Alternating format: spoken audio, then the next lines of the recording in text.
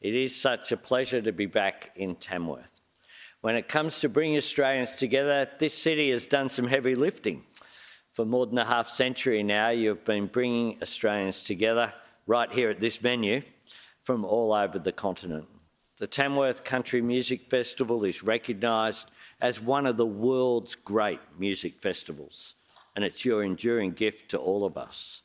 And speaking of great phenomena that began here in Tamworth, it is great to see Josh Hazelwood here after a fantastic Ashes series, successfully retaining the urn. It means so much when an international sporting star gives back to their hometown. We all start our sporting careers at our local club. For some of us, tragically, that's about as far as it goes. But for boys and girls in regional Australia to see someone who played on their ovals taking wickets at Lords, it does mean the world. Speaking of success on the world stage, let's talk about Australian barley. There's no point hiding our light under the bushel, so to speak. It is the best barley in the world. And just last week, China announced it was removing the tariffs on Australian barley. Then 2 days ago, it was announced that two of our biggest exporters, CBH Grain and Emerald Grain Australia, can resume barley shipments to China immediately. Now, to get a sense of the scale of this decision, the value of these exports is around $900 million a year. Every time you hear a dollar figure like that, look past the figures, the headline, and try to picture what it means in terms of jobs, of livelihoods, and the health of communities, of families and individuals. Of course, there are many complexities involved in the decisions of a foreign government, even one as welcome as this. But for our part, my government is working hard to repair and maintain Australia's relations with our friends, our neighbours and our trading partners. What it doesn't mean is saying yes to everything. Our approach to China offers a solid template, cooperating where we can, disagreeing where we must, but always engaging in our national interest. We can have respectful dialogue without changing any of our fundamental positions, but still make progress. A real tangible outcome like this is good for our farmers, but it's also, of course, good for our national economy. I'm looking forward to heading just up the road later this morning to visit Kevin Tung's farm. He's just one of the many barley farmers who will be feeling the difference. And just as it's good for farmers like Kevin, it's good for the communities that they live in. 1 in 4 Aussie jobs are in exports, and jobs in export industries have higher than average pay. Exports are absolutely crucial to our agricultural industry. So this decision is good for our economy and it's good for jobs. Ultimately, it is good for all of us. Positive outcomes like this one are a timely reminder that amid the challenges that we face, there is opportunity and there is possibility. We have the chance of an even better Australia within our reach. But if we are to grasp it, we have to let ourselves be guided by 2 fundamental truths. The first is that there is so much value in the knowledge of people on the ground. People understand what's going on in their own communities and it's worth listening. The other is that we're better off when we bring people together and we work together. And that is so much of what the Bush Summit is about.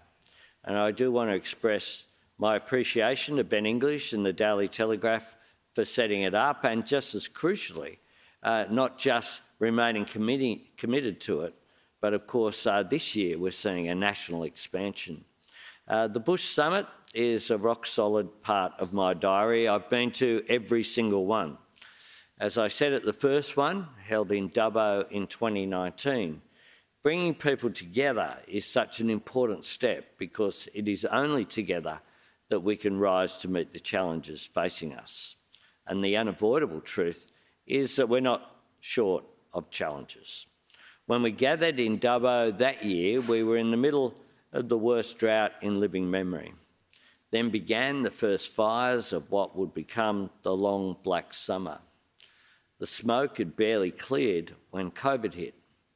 Then the floods came. Now we look ahead with some apprehension to what the coming summer will bring. During the floods, I saw devastation that will stay with me for the rest of my life. I heard stories of courage, stories of loss and heartbreak, homes gone, businesses painstakingly built on dreams and hard work left in ruins. But there were also extraordinary, uplifting stories of resilience and extraordinary strength. Few things give you a sense of perspective, quite like being in the presence of someone who has tragically lost everything, but who is not only determined to stay standing, they're making sure their neighbour does as well. In the coming months, my government, through the National Emergency Management Agency, will work with states and territories to deliver a suite of preparedness activities to support communities for the upcoming higher risk weather season.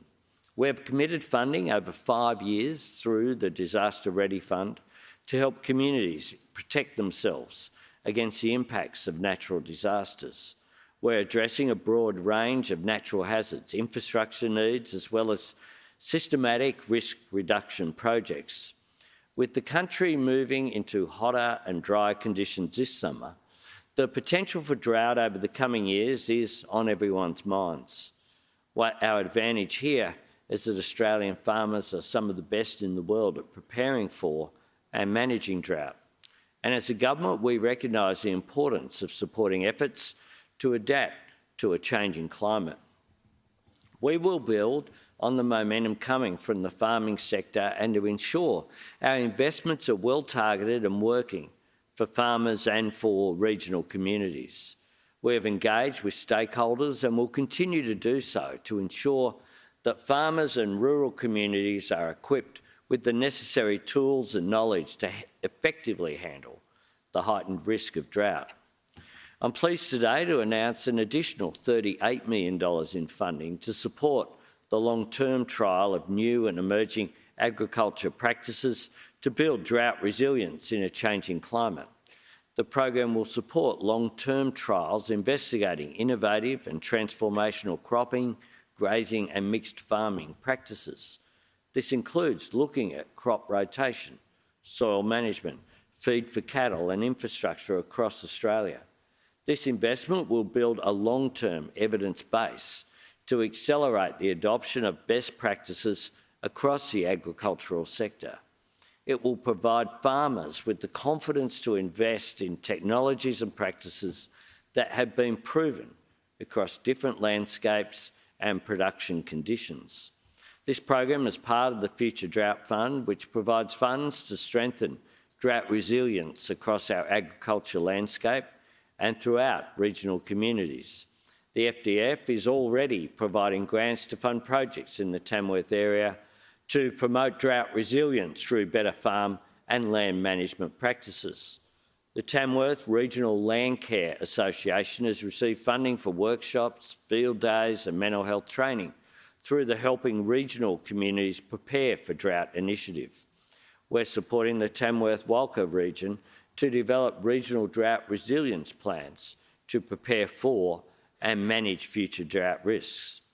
We're also providing funding to Farmers to Founders to increase drought resilience, including here in Tamworth, by facilitating adoption of technologies that optimise profitability and productivity while enhancing soil health, land condition and water management.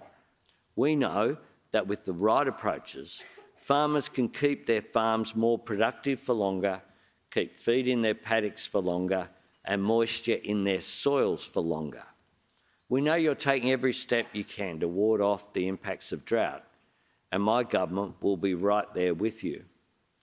During the terrible months of the Black Summer, Australians did what they always do. They responded to the worst of times by showing their very best of their character. Even the smallest communities in the bush showed such gigantic spirit, with friends and strangers alike looking out for each other, often putting their own safety on the line for those around them. Courage and leadership like that is a reminder every government has a duty to measure up to the qualities of the people we have the great privilege of representing. And one of those qualities is looking ahead and planning for the future. We see that in the farming sector and all the steps being taken to take the changes we see on the horizon and turn them into opportunities, to mitigate risks and become more resilient. Reducing risk means being ready for the next fire, the next storm, the next drought.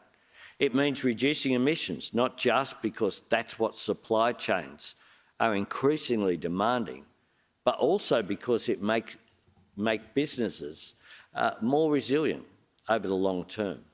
It means ensuring soils are carbon rich because that means they are more productive soils. It means looking for more or efficient fertiliser applications because they cost less, waste less and release less nitrous oxide. Australian farmers are ahead of the curve on so many measures, and this government will continue to work with farmers to encourage this innovation. Both as Prime Minister and as a former Minister for Regional Development, my dedication to regional Australia is absolute. An Australia that isn't so top-heavy with our capital cities will be a nation that's more at balance with itself.